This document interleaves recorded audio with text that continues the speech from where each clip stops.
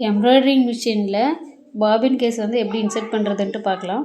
பாபினில் வந்து கேஸை இப்படி உள்ளே விட்டுட்டு நம்ம நார்மல் மிஷினில் எப்படி போடுவோமோ அதே மாதிரியே தான் இந்த இடத்துல இப்படி த்ரெட்டை வெளியே எடுத்துடணும்.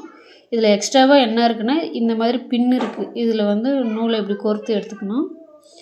அதுக்கப்புறம் நம்ம நார்மல் மிஷினில் வந்து இந்த பின்னை இப்படி தூக்கி பிடிச்சி இப்படி மாட்டுவோம்.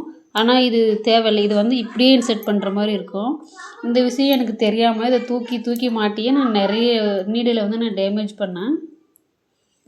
நான் ப்ராப்பராக கிளாஸுக்கு போகாததுனால இது எனக்கு தெரியல. நான் இது அப்புறமா தான் இது தூக்காமல் இன்சர்ட் பண்ணணுன்றதே நான் தெரிஞ்சுக்கிட்டேன்.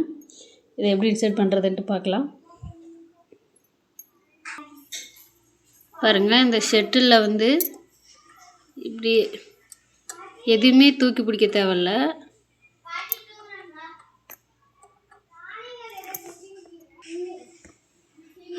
அப்படியே அந்த பின் இருக்கிற டைரெக்ஷன் மட்டும் அழுத்தி பிடிச்சிட்டு அப்படியே அழுத்தினோம்னா ஒரு டப்புன்னு ஒரு சவுண்ட் வரும். அந்த சவுண்டு வந்தால் தான் நம்ம கரெக்டாக செட் பண்ணியிருக்கோன்றது அர்த்தம். மறுபடியும் ரிமூவ் பண்ணும்போது வேணால் இந்த பின்னை எடுத்துக்கலாம். செட் பண்ணும்போது வந்து எதுவுமே தூக்கி பிடிக்க தேவையில்ல. அப்படியே இருக்கிற கரெக்டான பொசிஷனில் வச்சு இப்படி அழுத்தினா அந்த டிப்புன்ற சவுண்ட் வரணும். இந்த சவுண்ட் வந்தால் மட்டும்தான் நம்ம கரெக்டாக இன்சர்ட் பண்ணியிருக்கோன்ற அர்த்தம். அப்புறம் நீடில் வந்து நம்ம எடுத்துக்கலாம்.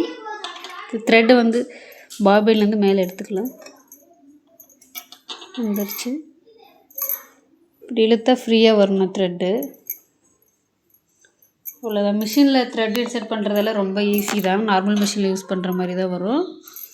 அப்புறம் இந்த ஃப்ரேமில் வந்து நான் நார்மலாக எம்ப்ராய்டிங் இப்போல்லாம் பண்ணும்போது வந்து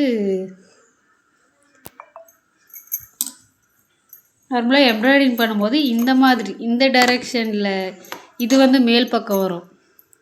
ஆனால் இதில் வந்து இப்படி திருப்பி இப்படி உள்பக்கத்தில் எம்ப்ராய்டரிங் போடுற மாதிரி வரும். இந்த விஷயமே எனக்கு தெரியாமல் இப்படி திருப்பி போட்டே நான் கரெக்டாக கம்ஃபர்டபுளாக இல்லாமல் ரொம்ப கஷ்டப்பட்டேன். அது எனக்கு தெரியல. அப்புறமா தான் யோசிச்சு இப்படி இந்த பக்கம் தான் போடணுன்றதவே நான் தெரிஞ்சுக்கிட்டேன். நான் ப்ராப்பராக கிளாஸுக்கு போகாதனால இந்த விஷயம்லாம் எனக்கு தெரியல. அதனால சரி நம்ம தெரிஞ்சுக்கிட்ட விஷயத்தை ஷேர் பண்ணலான்னு சொல்லிட்டு தான் வீடியோ எடுத்தேன். அப்புறம் அடுத்த வீடியோவில் வேறு தெரிஞ்ச விஷயத்தை நான் ஷேர் பண்ணுறேன். தேங்க்யூ.